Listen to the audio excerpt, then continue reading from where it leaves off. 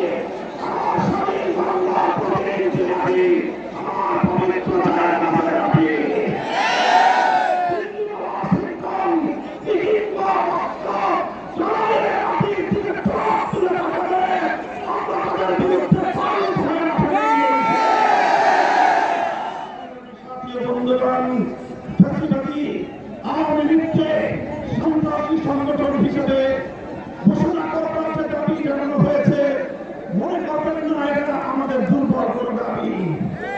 আমরা 2013 সালে ফ্যাসিবাদী আওয়ামী লীগের বিরুদ্ধে আমাদের রক্তাক্ত হয়েছি। 2021 সালে আমাদেরকে হত্যা করেছে, বছরের পর বছর বিনা বিচারে আমাদেরকে কারারুদ্ধ করে রেখেছে।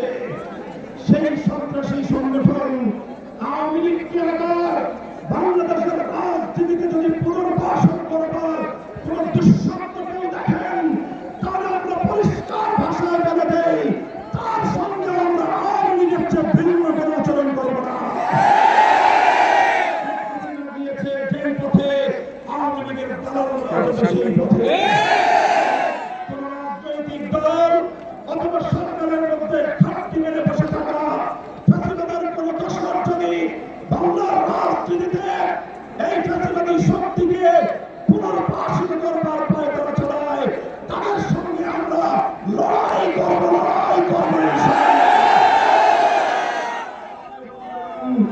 সর্বশেষ আমাদের কথা হলো সাতবার শহীদ যারা শাহাদাত বরণ করেছেন, ইনশাআল্লাহ হেফাজতে ইসলাম বাংলাদেশ প্রতিটি শহীদ পরিবারের পাশে দাঁড়িয়েছে। সাতবার শহীদদের পরিচয়গুলো যতটুকু সম্ভব ফ্যাসিবাদী আমলে অধিকাংশ বীর শহীদদের লাশ গুম করা হয়েছে, সরকারের তৎকালীন সংস্থার কাছে তথ্য থেকে যাবে। আমি বর্তমান সরকারের কাছে দাবি জানাবো, আমার স্বপ্ন দপ্তরের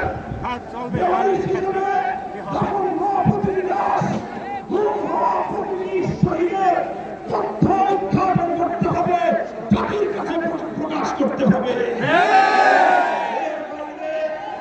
বাংলাদেশে যতজন বীর শহীদ রয়েছেন, প্রত্যেক শহীদের পরিবারের সঙ্গে যোগাযোগ করে আমাদের সর্বশেষ ভেরিফিকেশন